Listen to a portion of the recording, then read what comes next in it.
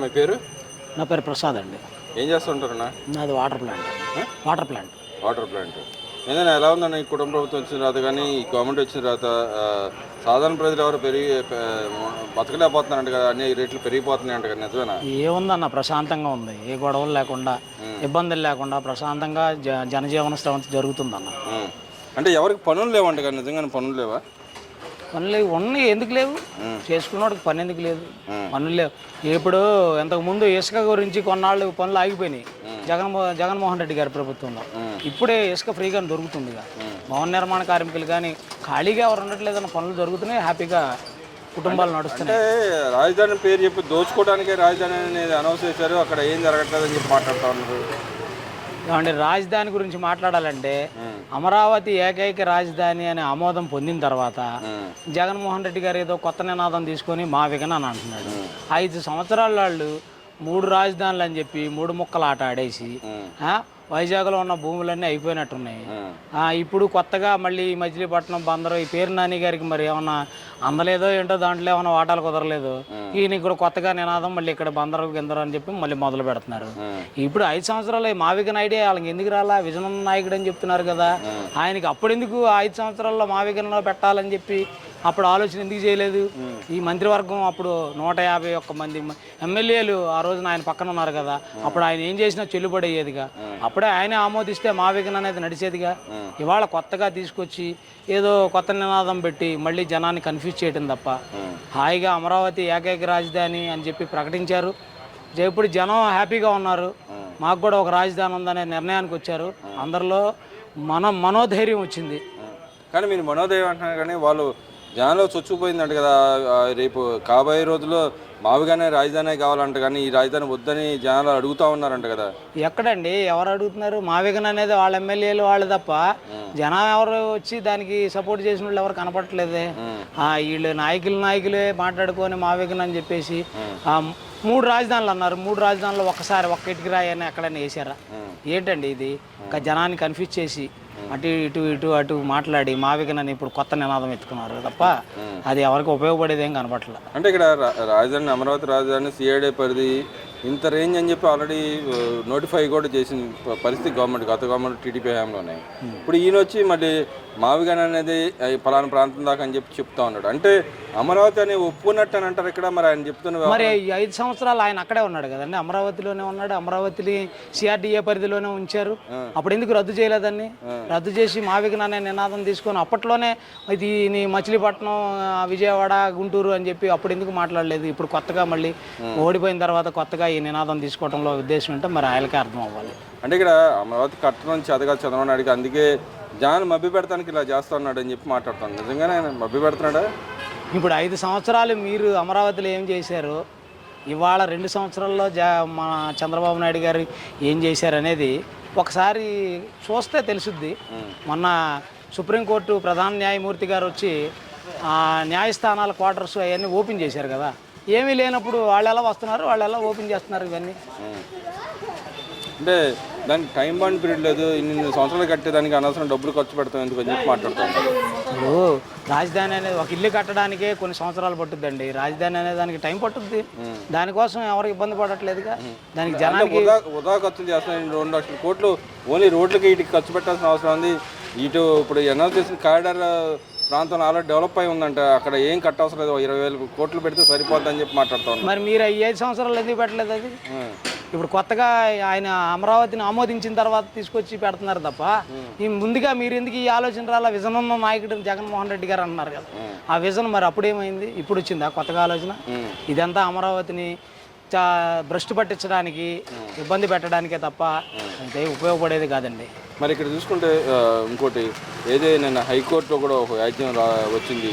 ఏదైతే అనుచిత వ్యాఖ్యలకు సంబంధించి పోస్టులకు సంబంధించి కోర్టు కూడా చాలా ఘాటుగానే వ్యాఖ్యలు చేసింది. ఎవరైతే పర్సనల్ వ్యవహారాలు తీసుకొచ్చి పబ్లిక్గా పెట్టి ఇబ్బంది పెట్టే వాళ్ళని కఠినంగా శిక్షించాలని చెప్పి కోర్టు కూడా అడుగుతోంది. పోలీసు వ్యవస్థ కూడా అలా పనిచేయాలని చెప్పి కోరుతోంది. నిజంగానే అలాంటి పోస్టులు పెట్టాలి మీద చర్యలు తీసుకోవాలంటారు? తప్పకుండా తీసుకోవాలి సార్. ఎవరైనా సరే పర్సనల్గా క్యారెక్టర్ అసోసియేషన్ చేసే వాళ్ళందరినీ అరెస్ట్ చేయాలి, వాళ్ళని బయటకు తీసుకురావాలి. అంటే ఇంకో మాట కూడా ఉంది, కోర్టు కూడా చాలా కఠినంగా ఉండాలి పోలీసుల వ్యవహారంలో, వ్యక్తిగత హనం చేసిన ఎవరిని ఉపేక్షించాల్సిన అవసరం లేదని చెప్పి అంటా ఉంది. నిజమే కదండి, అది వాస్తవమే కదా. గట్టిగా వీళ్ళు పోలీస్ వ్యవస్థ గట్టిగా ఉంటేనే తప్ప వాళ్ళకు ఒక దారిలోకి రారు కదా. మరి యాక్చువల్గా ఈ కేసు సజ్జల భార్గవ్ గారి విషయమే బయటకు వచ్చింది. ఇప్పుడు దాంట్లో మెయిన్ ముద్దాగా ఒక వ్యక్తిగా ఉన్నాడు, ఆయన మీద అరెస్ట్ వారెంట్ ఇష్యూ చేస్తే దానికి వెళ్ళి ఆయన కోర్టుకు వెళ్ళిన పరిస్థితి. దాంట్లో ఘాటుగా వ్యాఖ్య చేసింది కాబట్టి రేపు పొద్దున అలాంటి వాళ్ళకి ఎలాంటి శిక్షలు పడాలంటే కరెక్ట్గా అరెస్ట్ చేయాలి, అతనికి శిక్షణ అమలు చేయాలి సార్. అంటే అక్రమ కేసులు పెట్టిందని వాళ్ళు వాదిస్తూ ఉన్నారు, నిజమెంత ఉందంటారు? అక్రమ కేసులు సక్రమైన కేసులు మీరు ఉన్నప్పుడు మీరు పెట్టిన ఏం కేసులు? అది అక్రమమైన కేసు సక్రమైన కేసు కోర్టు చూసుకుంటుందిగా. కేసుకి వెళ్ళినప్పుడు అది అక్రమం అయితే తప్పొచ్చేస్తారు కదా మిమ్మల్ని. న్యాయం మీ వైపు ఉన్నప్పుడు మీరు ఎందుకు భయపడడం? మరి ఇక్కడ ఇంకో వ్యవహారం చూసుకుంటే ఏదైతే వైఎస్ మరణం వెనక జగన్మోహన్ రెడ్డి హస్తం ఉందని చెప్పి గతం కూడా ప్రచారం జరిగింది, వ్యవహారం జరిగింది. ఇప్పుడు కూడా మళ్ళీ దాన్ని బయటికి తీసుకొస్తే దాని మీద ఏం చెబుతారు, మీరు ఏమనుకుంటున్నారు? నిజంగానే వైఎస్ మరణం వెనక హస్తం ఉందంట, జగన్మోహన్ రెడ్డి గారు హస్తం ఉందని చెప్పి కొన్ని రోజులు చక్కర్లు కొట్టిన పరిస్థితి, నిజమెంత అంటారు దాంట్లో? అది ఎవరు చెప్పగలరండి, దాన్ని ఎవరు చూడొచ్చారు? అది ఏం జరిగిందో ఎవరికి తెలియదు. అప్పట్లో అన్ని ఛానల్స్లోనూ అన్ని మీడియాల్లోనూ అది అందరూ మాట్లాడారు. వాళ్ళ దీనిలో ఉన్న బొత్స సత్యనారాయణ గారు మాట్లాడిన మాటే కాదు, జగన్మోహన్ రెడ్డి గారు సంతకాల సేకరణ చేస్తున్నాడు అని, అంటే తండ్రిని చంపి అతను శవం ఉంటుండగానే ఎందుకు ఈ రాజకీయం చేస్తున్నాడు అంటే దీనిలో ఆయన హస్తం ఉందని చెప్పి ఆయనే మాట్లాడాడు. అంటే టీడీపీ వాళ్ళు డైవర్షన్ పాలిటిక్స్ కోసం ఇలాంటివి తీసుకొచ్చారు అని చెప్పి మా నాయకుడు వెనకాల లేడని చెప్పి మాట్లాడుతూ ఉన్నారు. డైవర్షన్ పాలిటిక్స్ చేయడానికి వాళ్ళ అధికారంలో ఉన్నారు కానీ మీరు అధికారంలో లేరు కదండి. ఏం డైవర్ట్ చేస్తాడు? దేని గురించి డైవర్ట్ చేస్తాడు? దేన్ని డైవర్ట్ చేయాలనుకుంటున్నాడు? గతంలో జగన్మోహన్ రెడ్డి గారే మాట్లాడారు, మా నాన్న చంపింది రిలయన్స్ వాళ్ళు చంపారని చెప్పి గతంలో వాళ్ళ మీద కేసులు పెట్టాలని చెప్పి హడావుడి చేసి పగలగొట్టిన పరిస్థితి, కొన్ని రిలయన్స్ సంస్థల మీద కూడా దాడి చేసిన పరిస్థితి. అదే వ్యక్తులకు మళ్ళీ ఈయన గవర్నమెంట్లో ఉండగా కొంతమంది రాజ్యసభ సీట్లు కూడా ఇచ్చిన పరిస్థితి. ఎలా తోడుతుంటారు నిజంగా అంటారా? ఆ రిలయన్స్ వాళ్ళతో పాటు ఈయన కూడా కుమ్మక్కై ఉండొచ్చు మరి. అయితే మరి లేకపోతే వాళ్ళకి మంత్రి పదవులు ఎలా ఇచ్చారు? అంటే ఇక్కడ మరి గతంలో మరి ఆ వ్యాఖ్య చేశాడు, ఇప్పుడు ఏమన్నా కాదని చెప్పి సమర్థించుకోవడానికి ఎలా చూడొచ్చు? నిజంగానే ఒక దాని మీద నిలబడతారంటారు జగన్ స్టాండ్ లేదండి. నిన్నటిదాకా అమరావతి అన్నాడు, ఫస్ట్ రాజధాని అమరావతి అన్నాడు, ఏకైక రాజధాని అన్నాడు, అక్కడ ఇల్లు కట్టుకుంటా అన్నాడు, ఇల్లు కట్టుకున్నాడు, జనాన్ని మభ్యపెట్టాడు, ఓట్లు వేయించుకున్నాడు, గెలిచాక 3 రాజధానులన్నీ 3 ముక్కలాటాడాడు. వైజాగ్లో స్థలాలు గిలాలన్నీ కబ్జా అయిపోయినాయి, అన్నీ జరిగిపోయిన తర్వాత ఇప్పుడు వచ్చి మళ్ళీ మావేగన్ అంటున్నారు. ఏది స్టాండర్డ్? జనాన్ని ఎంతసేపు కనిపించారు? ఇంకేమి నమ్మరండి, ఇంకేమి నమ్ముతారండి ఇన్ని మాటల? మరి ఉత్తరాంధ్ర నాయకులు ఇంకా మాకు అమరావతి రాజధాని కాదు, మాది ఆ ప్రాంతం కాదు, మాకు ఇక్కడ రాజధాని కావాలని వాళ్ళు కోరుతున్నారు. నిజంగానే ఈయననే మరి ఇక్కడ మావిగాని అని చెప్పి చెప్తున్నాడు. మరి రేపు ప్రజలకు వెళ్ళి ఏమని చెప్పగలంటారు వాళ్ళు? ఇది తీసుకొని వెళ్ళమండి ఈ నినాదంతోనే 11 సీట్లు ఇచ్చారు కదా, మరి ఆ 11 కూడా తగ్గిపోతాయేమో అని మాకు అంటే వైసీపీలోనే ఇలా ప్రాంతాల మధ్య చుచ్చులాట ఎందుకు నడుస్తుంది అంటున్నారు? ఆ పార్టీలోనే ఇలా వాళ్ళకి ఏదైనా కుదరట్లేదేమో, అక్కడ వాళ్ళ పంపకాలు కుదరట్లేదో, లేకపోతే వాళ్ళ మధ్యన సఖ్యత కుదరట్లేదు. ఇక్కడ ఉన్న వాళ్ళు ఎక్కడ కావాలి, అక్కడ ఉన్న వాళ్ళకి అక్కడ కావాలి, కర్నూలులో ఉన్న వాళ్ళకి కర్నూలులో కావాలి, బందర్లో ఉన్న వాళ్ళకి బందర్లో కావాలి, అక్కడ వైజాగ్లో ఉన్న వాళ్ళకి వైజాగ్లో కావాలి. ప్రజలకు ఏమైనా కోరుతున్నారు అంటారు? ఇక్కడ ప్రజలు ఇవన్నీ గమనిస్తున్నారు.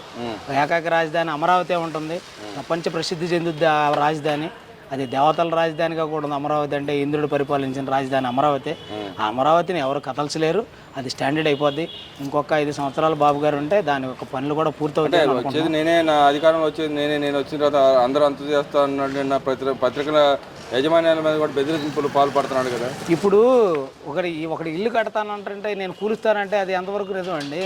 ఇప్పుడు మనం పచ్చిగా మాట్లాడుకుంటున్నాం అనుకోకపోతే ఒక భార్యకు ఒక భర్త ఉండటం కరెక్ట్, ఒక రాష్ట్రానికి ఒక రాజధాని ఉండటం నాకు సమ్మతం. అసలు ఆయన రాజధాని వద్దంటున్నాడు కదా. రాజధాని వద్దంటే ఎక్కడ నుండి పరిపాలన చేస్తాడు? వాళ్ళ ఇంట్లో పరిపాలిస్తాడా? చంద్రబాబు నాయుడు ఇంట్లో పరిపాలిస్తాడా? ఈ రోడ్డు బారుతో డెవలప్ అయి ఉంది, ఆ రోడ్డు బారుతో రోడ్డు మీద పరిపాలిస్తారా? బందర్ రోడ్డు మీద పరిపాలన చేస్తారా? చెప్పండి. అది నిజమేనా? అసలు జనాలు ఆలోచిస్తారుగా దీని గురించి. జనంలో ఏమి వెళ్తుందో ఆయన ఆలోచించట్లా. కొద్దిగా ఆలోచించాల్సిన విషయం ఇదంతా. అంటే ఇక్కడ అమరావతిలో 2 లక్షల కోట్లు ఖర్చు అవుతుంది కాబట్టి చాలా ఎక్కువ ఖర్చు అవుతుందని అని అంటా ఉన్నారు. మరి వాళ్ళు రోడ్డు వారుతో డెవలప్ చేసుకోవడానికి ఎన్ని లక్షల కోట్లు, ఎన్ని వేల కోట్లు ఖర్చు అవుతుంది అంటారు? మరి అది వాళ్ళకే తెలియాలండి. మరి రోడ్లు బాగు చేసి ఉన్నాయి, ఓ రోడ్లు ఉంటే మిగిలిన ఎన్ని వచ్చేస్తాయి, భవనాలు ఎన్ని వచ్చేస్తాయా? హైకోర్టు ఎక్కడ కడతాడు? ఈ హైకోర్టు భవనాలు ఇవన్నీ ఎక్కడ ఏం లేదు, అంతా డెవలప్ అయిపోయి ఉంది. ఊరిని అట్లా వస్తే చాలు, నిలబడితే చాలు, అక్కడి నుంచి పరిపాలన అయిపోతుందని చెబుతాను. ఎట్లాగా ఎలా జరుగుద్దో మరి ఆయనకే తెలియాలి. మరి జనాలకి ఎట్లా అర్థం కావట్లేదు అది. అంటే పేర్నేని నాని గారు మరి జగన్మోహన్ రెడ్డి గారు ఆయన తాడేపల్లి ప్యాలెస్, ఈయన మచిలీపట్నం వదిలి రోడ్డు మీదకి వచ్చి చేస్తారంటారా? ఆయన తాడేపల్లిలో ఉంటాడు, ఈయన మచిలీపట్నంలో ఈయనకో ప్యాలెస్ కట్టుకుంటాడు. అది తప్ప ఇంకా అంతకన్నా ఇంకేం లేదు.